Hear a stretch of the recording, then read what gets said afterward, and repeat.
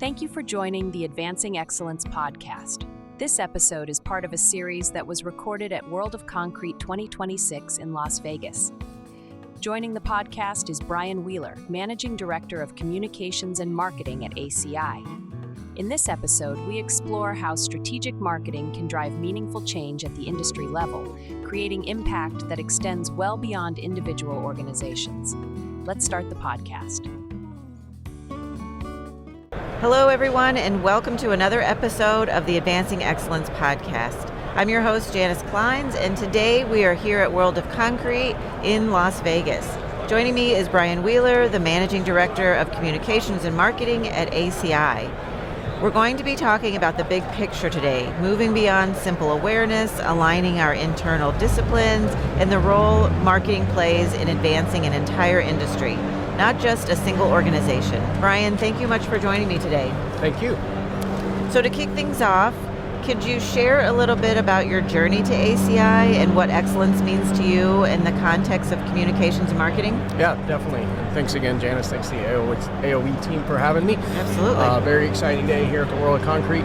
So I am new to the concrete industry. I've been with ACI for almost a year now. I've spent most of my career in the manufacturing space, marketing and communicating value propositions for different manufacturers, specifically in automotive. But then when this opportunity came up, it really piqued my interest. I wanted to learn something new and see how I could support the organization. So far, first year, it's been a lot of fun. Awesome.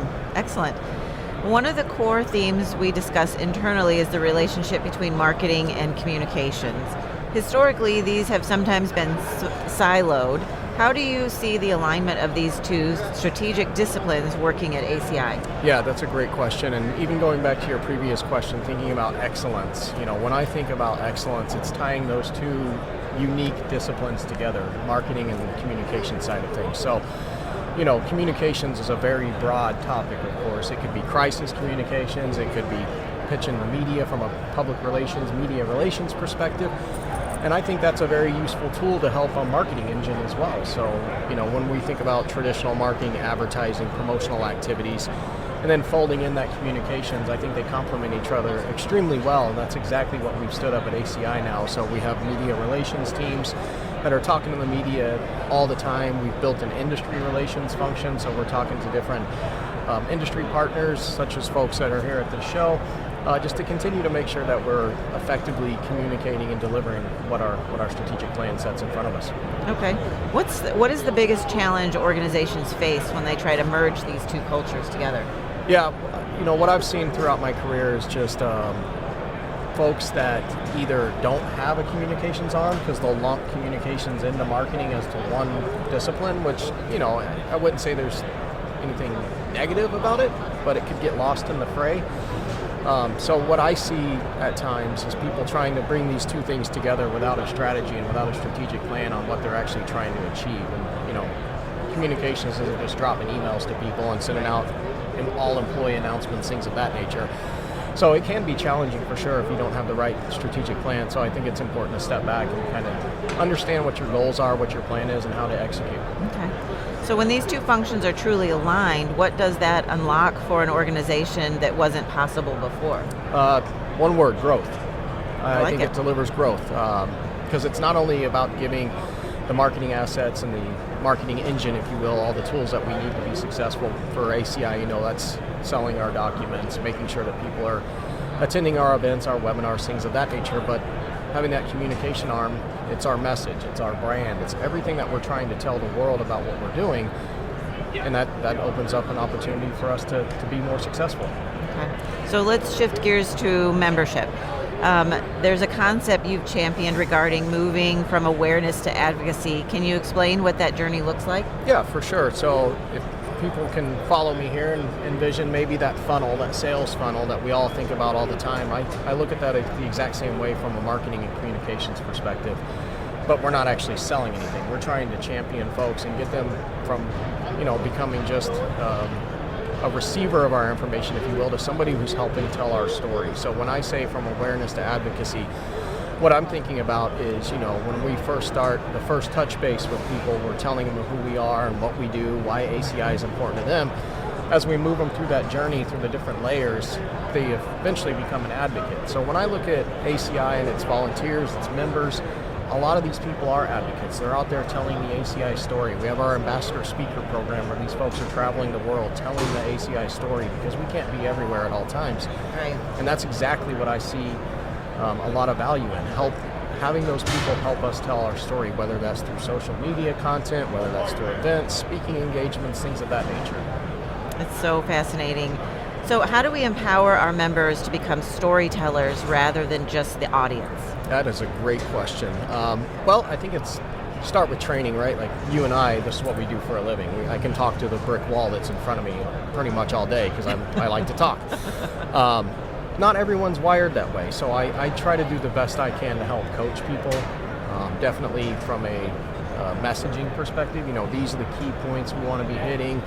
This is the message we want to deliver to this target audience, because even though World of Concrete, when you dive down into that, and everyone listening to this knows this, we have unique audiences buried in there, whether it's engineers, contractors, government officials, academics, and researchers. So it's spending time with those members, with our friends, our co-workers and whatnot, and educating them, helping them shape their message and their story. Okay, so what tools or support do they need from us to step into that role effectively? Yeah, that's another really good question. So one way I think about this, and I know AOE is very good at thinking about this as well, is kind of like a media training, if you will. Something I've been doing for a long time, even when I was in my agency life, younger in my career, where I like to stick a bright light in front of people's faces and a recording camera, like they're getting interviewed by the news media. Ask them very difficult questions and put them through that rigor to try to help them understand what I'm trying to achieve, and me play that role as a journalist or a reporter, if you will. But on top of that, also helping with social tools, because our networks are big. I look at somebody like ACI's current president, Maria Younger. She has a lot of connections on places like LinkedIn where she can help us share that message. So we've actually built out different tools where people can come in, they see all the social, whether it's for Twitter, X, LinkedIn, and whatever the campaign, if you will, is, and it's a one-click share. So they can come in and share that message that we're trying to disseminate to people, and we're helping them, and that's just one example of the tools we have in our toolkit. Right. You've written about the role of marketing in advancing an industry, not just an organization, that feels like a much heavier responsibility. Why is it important for ACI to take the broader view? Yeah, it's definitely more challenging because, moving our organization ahead, it's what we do, right? I'll use still ACI slogan, always advancing. So we're always advancing our organization, whatever that looks like, whatever our strategic goal is. When I take a step back and I look at the industry, it's something that I looked at in my former life as well, in the auto industry, being in greater Detroit, Michigan. But I look around this show floor, and for the most part, everyone here is trying to achieve the same end goal. Right. Some of these folks are manufacturers or equipment suppliers. They're out here selling actual physical product. We are not. But when I look around here and I look at the different associations that are here as well, that's an opportunity for all of us to come together and help tell that story of why concrete is successful, why it's useful in the built environment, the sustainability aspects of it. There's a lot of messaging and there's a lot of components in there that the entire industry can help each other push that message forward. And that's not just in the four walls of the United States, that's globally. Right. Concrete's used everywhere. It's a huge opportunity for all of us to work together and try to define our messaging and get that message out to whoever that target audience is. Okay. So how do we balance the need to promote ACI's specific goals while simultaneously lifting up the entire concrete industry? Is there ever a conflict there? Yeah, there definitely could be. Because we're not all, even though I'll contradict myself what I just said a second ago, we're not all doing the exact same thing. Obviously, there's folks out here, as I said, that are actually selling things and using us as a true sales engine for their event presence here. So there are unique little things that we're all working on, whether that's other associations, our member companies, but taking a step back and seeing how we can help them, I think is huge. That's one of the reasons that ACI exists, is to help our members, to help our member companies with whatever challenges they're facing. So for me, it's starting with listening.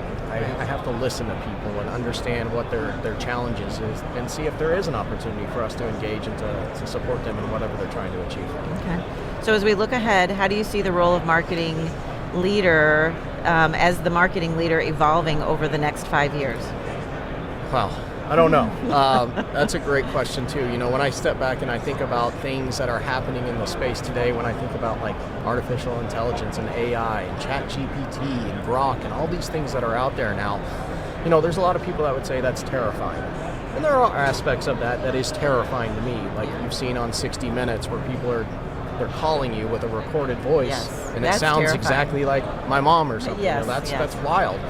But at the same time, AI has given so many efficiency gains to folks like us, whether it's putting together agendas or whether it's putting together outlines for things. I'm a huge proponent. I love to write. I will not use AI to write my content for me. I know some people do, and that's fine. It's just not the way I look at things. But there are so many avenues we can pull from that technology to help us be more efficient, help us be faster, and to deliver a great product. So when I really think about the next 5 years, I think it's going to continue to evolve incredibly fast. I think if we sat down and have this conversation at World of Concrete 2027, probably be a different answer then too, because it's just happening so fast. It is. It really is. So for our listeners, whether they're marketing professionals or just listening and thinking about starting the journey of being a marketing professional, what advice would you give them? Listen, learn. That's what I love to do. I actually started my career right out of the university, out of college, as a journalist. So I was a TV news journalist. I did magazine reporting. I did newspapers. So for me, it's that fundamental listen first, talk second. So I would say talk to your teams, talk to your partners, talk to the other organizations in the industry. Try to understand what they're facing, what their challenges are, and where a marketing and communications lens can provide some insight and some help into what they're trying to achieve. Great. Thank you, Brian. Thank you so much for taking the time to sit down with me today. I'm sure our audience will get great value from this conversation today. And to our listeners, thank you for tuning in to another episode of the Advancing Excellence podcast. We are here at World of Concrete in Las Vegas. If you enjoyed today's conversation, please like and subscribe this podcast so that you never miss an episode. Until next time, keep striving for excellence. Thank you, Brian. Thanks, Janice. Thank you for listening to today's episode of the Advancing Excellence podcast. If you have any comments or questions, please get in touch with us at info@aoeteam.com. Don't forget to follow AOE on LinkedIn at Advancing Organizational Excellence, and be sure to subscribe to this podcast so you never miss an episode.